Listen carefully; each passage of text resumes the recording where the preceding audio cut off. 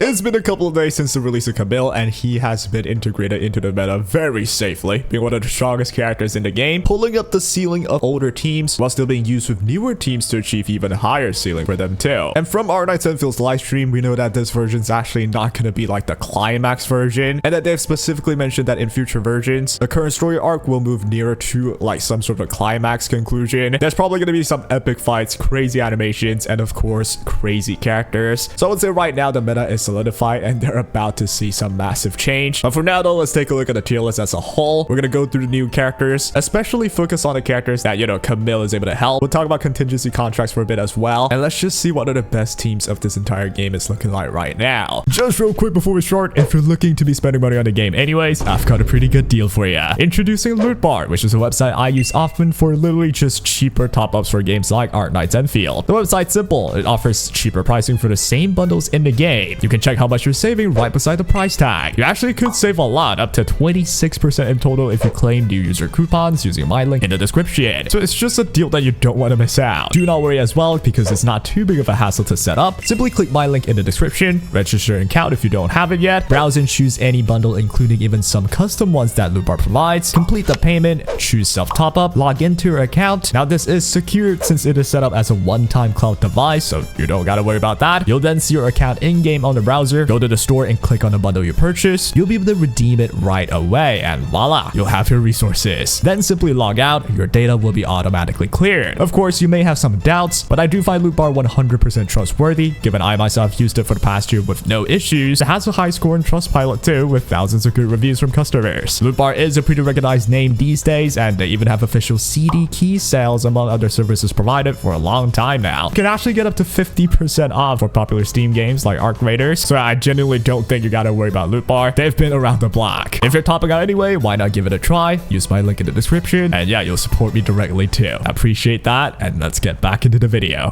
Now, first of all, with this tier list, it's important to note that they are not considering contingency contract yet, mainly because of the nature of contingency contract. Any characters may suddenly become insanely strong or insanely unusable based on the buffs and debuffs that there is, and there's a lot of things to go through with that mode, so they probably haven't had enough data to work with to just pull up a whole tier list for contingency contract. So today's tier list will mainly be focused on Umbral Monument still, which is realistically still the main end game that most people should try and beat no matter what. A good example for contingency contract is the Stella character, which if you didn't know is insane in contingency contract right now, but it's also clear that once her time to shine goes to pass, she'll just return to being not as good. So we'll probably have to wait a while to see how the tier list for contingency contract would be. But for now though, let's just mainly talk about Umbral Monument. As mentioned, we'll talk about the newer characters or the characters that are related to the new ones, just to see how the meta is changing. We'll start with tier 0 and we'll just go straight ahead right into the main focus. We've got Camille. We actually have a lot to talk about for Camille because he's actually pretty much used in like over half of the strongest teams that we have right now, or at the very least he can be used in those teams. Now to first give like an objective general overview of how Camille is performing right now, in my opinion he's easily at tier 0, achieving the level of impact that Tang Tang is able to provide for a lot of teams. Getting Camille for the Heat team feels like getting Tang Tang for the Cryo team. It's like the team's entire performance just shot up and it feels way better to play. However though, I will say Tang Tang and Camille are different characters, and based on Pritwin at least, Tang Tang actually is still quite more impactful in terms of functionality for some Cryo teams. However though, if you look at tier 0 for the damage dealer slot, you'll realize Cryo isn't really doing that well, or rather they're not really leading the meta at all. Not saying they're weak though, they're still tier 0.5. We got Lash Ryan and Vaughn, but what makes Camille easily tier 0 for me is just the fact that he's being used with, well, tier 0 teams. We got Mifu and Rossi both being the premier teams for Camille. When you're using these meta teams of Heat teams or mixed damage Rossi teams, you immediately think about using Camille, so it's no surprise to see Camille lock into tier 0, at least at the moment. Objectively speaking though, the value that he provides is incredible. His SP regen is probably the best SP regen of the whole entire game. By just using his ultimate into his combo skill, you can get like a whole 100 SP back, and by building him as like a supportive character with a lot of ult gate efficiency, he'll be able to get his ult actually pretty quickly. At least that's my experience in Umbral Monument. Sometimes my Levitate hasn't even got her ult yet. We already got Camille ready with his ultimate as well. That just means there's a lot of versatility with Camille, where he's just just simply able to let you do more things with more SP regain. His debuffs are obviously strong, and he even busts the whole team's heat damage specifically as well. And finally, his own damage output is actually nothing to scoff at. Is it game breaking where he just takes the slot of Rossi as the main damage dealer though? Absolutely not. But as a supportive sub damage dealer, he's still pretty good, even at dealing damage. A very important point that he's able to provide though is really good heat inflictions. His skill is a simple heat infliction, and his ultimate also has one extra heat infliction, where if you're able to min-max that, or hey, if you're just using a levitating team, that one extra heat infliction could mean a whole extra skill usage, or at the very least, it could be one more melting flame stacks for you to get levitates out quicker. Something Akekuri or any older levitating teams does not have. Now, obviously, Camille also has his cons, with one of the cons being his combo skill criteria does limit him somewhat. You do need to absorb or consume the heat infliction for you to trigger Camille's combo skill. And in this game, if you cannot trigger combo skills, it's like the character just does not work well. But even then though, considering the meta right now, you realize consuming heat infliction or heat infliction as a whole is a big part of the meta. If you take a look at tier 0's damage dealer, Rossi herself is able to consume heat inflictions, or rather arts inflictions, which is able to help Camille trigger his combo. Levitating is able to absorb tons of heat inflictions as well, like that's her whole bread and butter. So triggering Camille's combo skill isn't that hard, but I will say if you don't have any means to consume or absorb those heat inflictions, he will certainly be way less valuable. But regardless though, I think he nestles himself in tier 0 very easily. He's able to pull up the ceiling of the Mifu Rossi setup, and he's able to really help out Levitane as well, making Levitane way more consistent, and having more SP for a Levitane team is actually pretty helpful. That just means you get to use more heat inflicting skills and whatnot, and that'll help out Levitane for sure. So that'll be all for Camille. In my opinion though, I actually still think you guys should, or rather anyone should, save their pulls still before pulling Camille. It's really important to recall that in the last live stream, the developers have already mentioned that they are cooking for the upcoming climactic part of this story arc. We're probably gonna get some insanely strong characters being released there, some boss level type threat, maybe as a playable character, or at the very least, maybe we're gonna see some evolved older characters. You never know, right? Considering we are just talking about Umbral Monument, even if you don't have Camille, you can beat them all. It's not a problem. So I would say for the next live stream, check out what the climactic story arc would bring first and then decide. But is he a really good character right now though? Absolutely. If you pull him, you're not gonna regret him in the short term. I will add that though, even in the long term, considering the potential arts reaction team that Camille is able to do uniquely. Now for context, that's basically against AoE scenarios. If you mark a target with Camille's skill and kill the target, his Vesper Wing will automatically, without the usage of SP, fly to another enemy, applying heat infliction, dealing damage as well, and that will always repeat and refresh itself. Doing that a lot of times against AoE situations actually looks incredible, and it's really useful. So you would think Camille's not that good against AoE situations, with his skill being a single target only with one existing at a time. It's not exactly the case, because if you're able to kill the mobs being marked by Camille, you'll get like a firework of the Vesper Wing just flying around dead enemies to the next one. So he's actually good against AoE even. That opens up for future potential,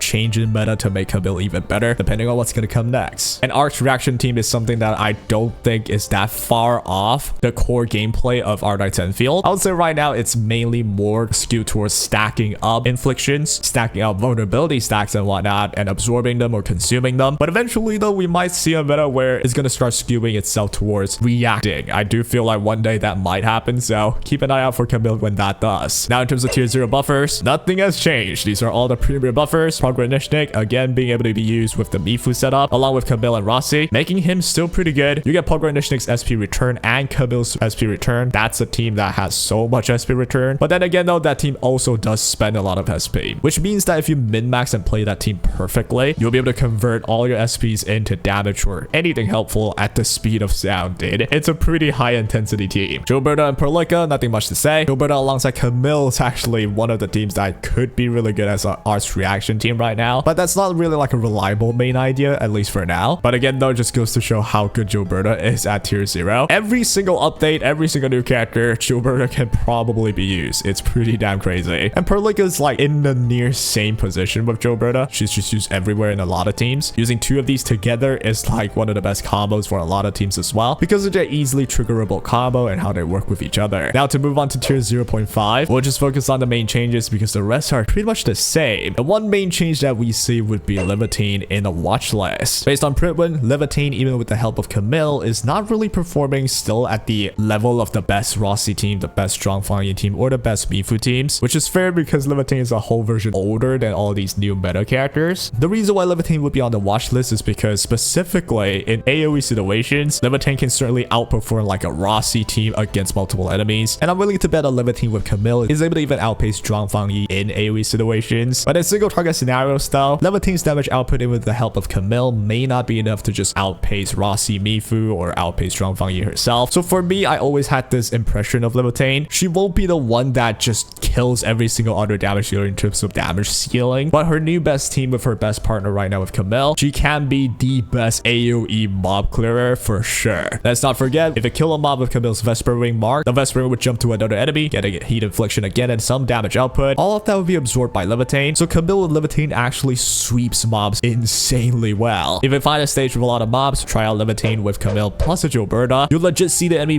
breathe for like 2 seconds, and the moment the combo starts happening and the skill starts flying in, the Vesper Ring would explode a lot and everything dies so damn quickly. It is insane. That's something a Mifu team can't do, a Rossi team can't exactly do, and I would say Zhangfangyi could still do it, but not at the same intensity as a Levitine would. So that's where Levitine shines truly. Unfortunately though, with the current meta, at least in Umbral Monument, there's not that many difficult AoE stages that you have to use like an AoE specialist, and there are more harder boss stages that strong single target damage output like Mifu or Rossi actually is preferred. And even then again, Zhangfangyi is just able to deal with both sides without too much of an effort. However though, it's in my personal opinion that I would put Levitine in tier 0, maybe at the end of tier 0, not exactly side by side with the peak damage dealers, but for an incredible performance in AoE, I think it balances out. I would say she's a cut above the rest in tier 0.5 though. And that would pretty much mark the end of tier 0.5. The rest of the characters are almost all the same. Actually, they are the same. I would say I might consider Akekuri a tier lower now though, considering Camille is pretty much doing everything Akekuri can bring in, even all the link buffs and such, which I kind of forgot to mention with Camille. The link buffs that he can bring, incredible. You can stack it up to get really high damage for a screenshot, or you could just use it every time it happens. Buff irrelevant skill damage or ult damage. The multipliers of link buffs are really strong, and with Akekuri, you don't really get as many link buffs, so I would say comparatively she may be considered a tier lower now, which is totally fair since she is just a 4-star character. She has been good for a long time. The rest though I pretty much agree with. Now to move on under to tier 1, nothing too much has changed as well. Antal actually is able to be used with Camille with like the Levitine setup, and could be pretty strong against single target scenarios. With Antal's lengthy focus debuff and Camille's lengthy Vesper Ring debuff on one single boss, you actually get pretty good value. But as always, Antal against AoE scenarios isn't exactly that strong. I think tier 1 suits him the best though. He's great in niche situations, but not good in some other. So yeah, tier 1 seems fair to me. As for the rest of the squad, nothing much has changed, but I will mention Estella for a bit. If you're unaware, there's like a cheese tech with Estella right now against contingency contract. I myself have not dived into it, but it's basically where Estella is just really good. But that's like a really niche use case though that you can't really rely on for a long time. Plus, this is just an Umbral Monument tier list, so we're not going to top out too much there. But if this was a contingency contract tier list though, at least with the Estella cheese tech, you would probably rank her like tier 0, I would say. But as I said, this is not a contingency contract 1+. I haven't dived into it too much, so I'm not going to comment too much though. But I will say, yo, with Endfield, man, sometimes some random characters could just be really good in some modes, so I actually prefer that. Maybe one day that'll happen to you, huh, Catcher? The day I say Catcher becomes good is probably the day where I will ram myself into a wall at top speed. But let's hope that happens, huh? It's just shocking that Catcher just birthed and it just sucked. I feel like with every other character, you know, they have their time to shine, but it's just sad, you know, you could have 3 or 4 characters that just suck. A Fluorite's used in some cryo teams or, you know, in future nature teams. Estella has her own shtick in like contingency contract right now. She even has her own like shatter team that you could use. But Catcher just doesn't really do anything. I'm sorry if I offended like the one Catcher fan out there, but yo, really? The whole cast, you like Catcher? Well, that'll be all for today's tier list, guys. There's not too much changes because I will be honest with Endfield, it's pretty slow. It's not exactly like high paced. It was high paced at the start where they released 3 new characters, and then it slowed down to significantly with Zhangfangyi. And now we're going back to like a more balanced approach, 2 new characters per version. Who knows what's gonna happen next though? Let me know what you think about this tier list in the middle right now. I do think it's acceptable, nothing too crazy, nothing bad as well. And I'm definitely excited to see how contingency contract's gonna grow from this point, and I'm definitely very excited for the next version. It's probably gonna be the make or break huge update for Endfield, but we're gonna see some really good fights. If they do it well, I'm sure all the players would enjoy it. And yeah, let's see what happens. I'll be covering a lot of Endfield content, so yep, if you prefer, do drop me a follow. That'll be all. Take care.